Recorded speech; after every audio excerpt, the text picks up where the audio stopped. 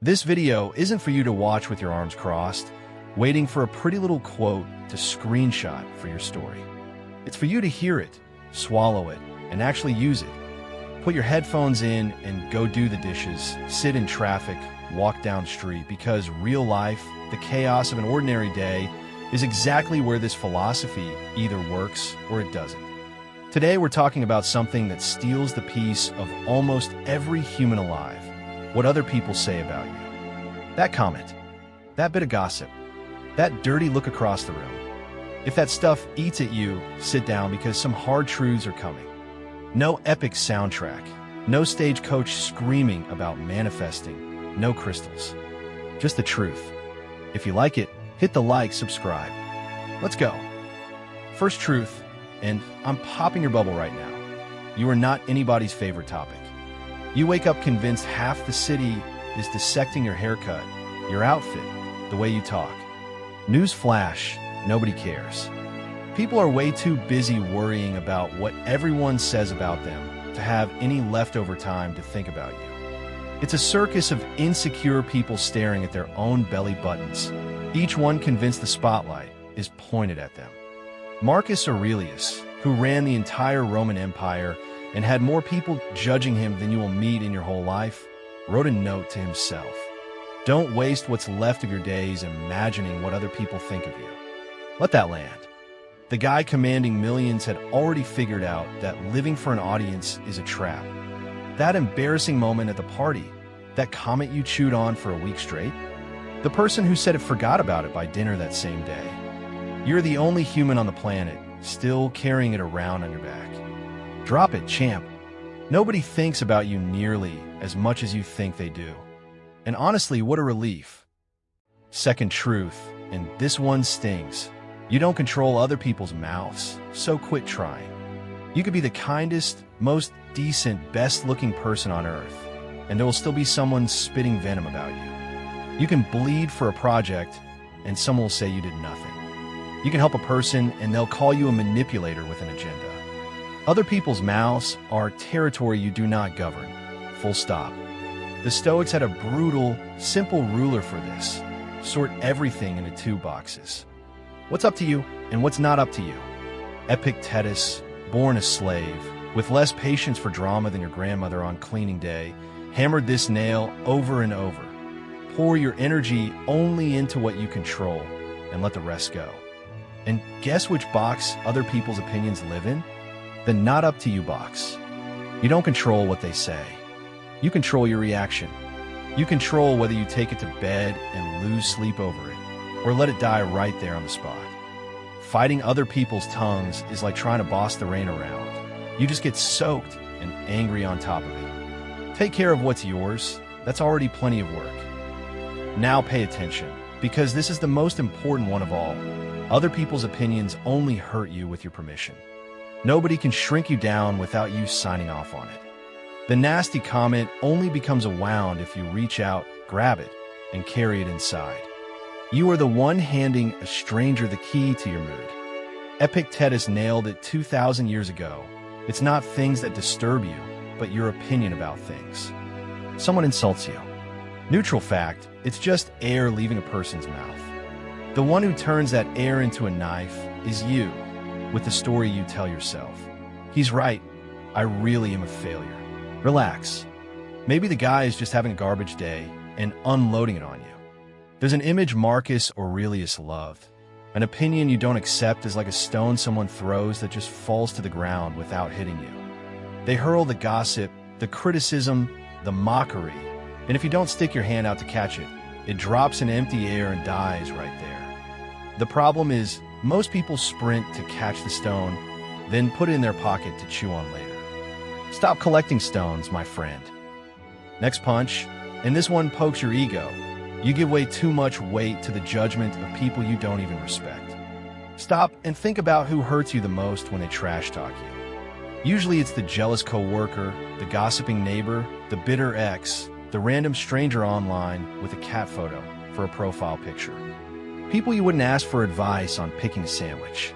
And yet their opinion, for reasons nobody can explain, somehow has the power to wreck your entire day. Marcus Aurelius wrote one of the most surgical lines of all time.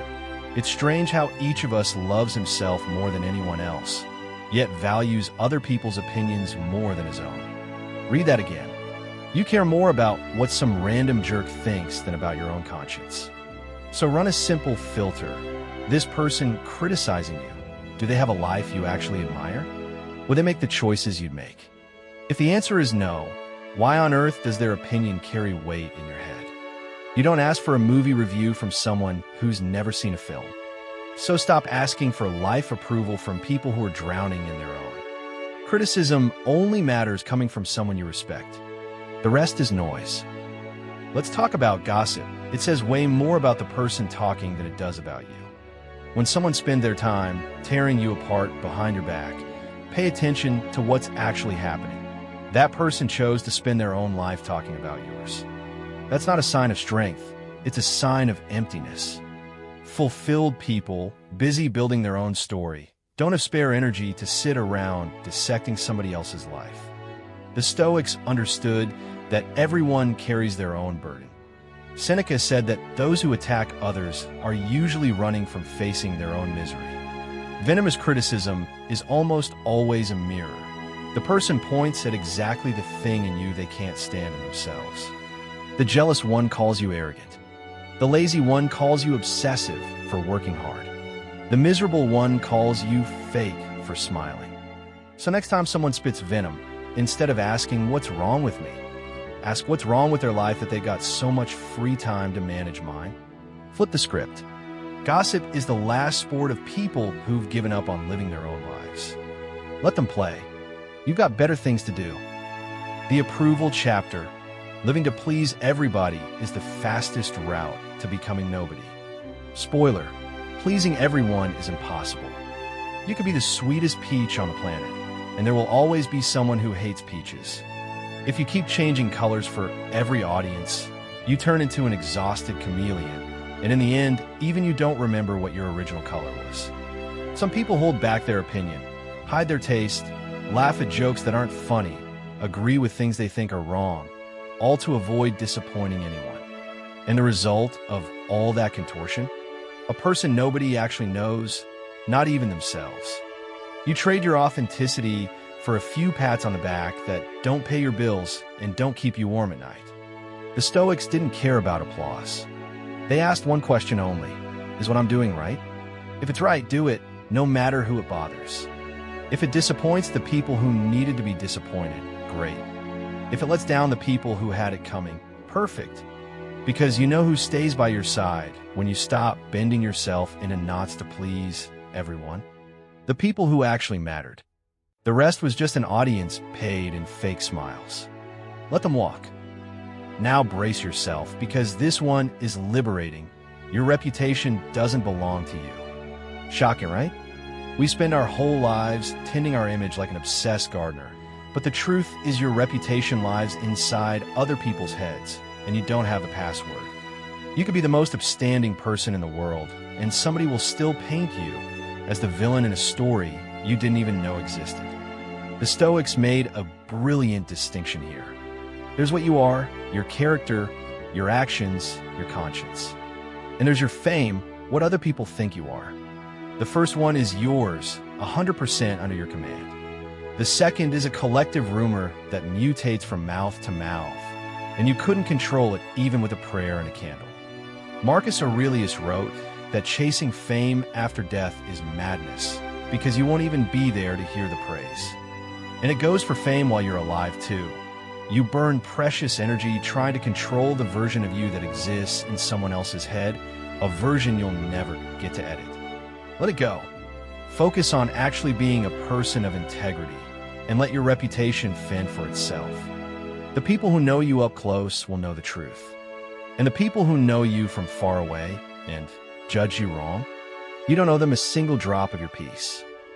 Next slap, and this one's about courage. Defending your version of the story to everyone is pointless exhaustion. You feel that desperate urge to run around explaining your side to the whole world. It wasn't like that. Let me explain what actually happened was.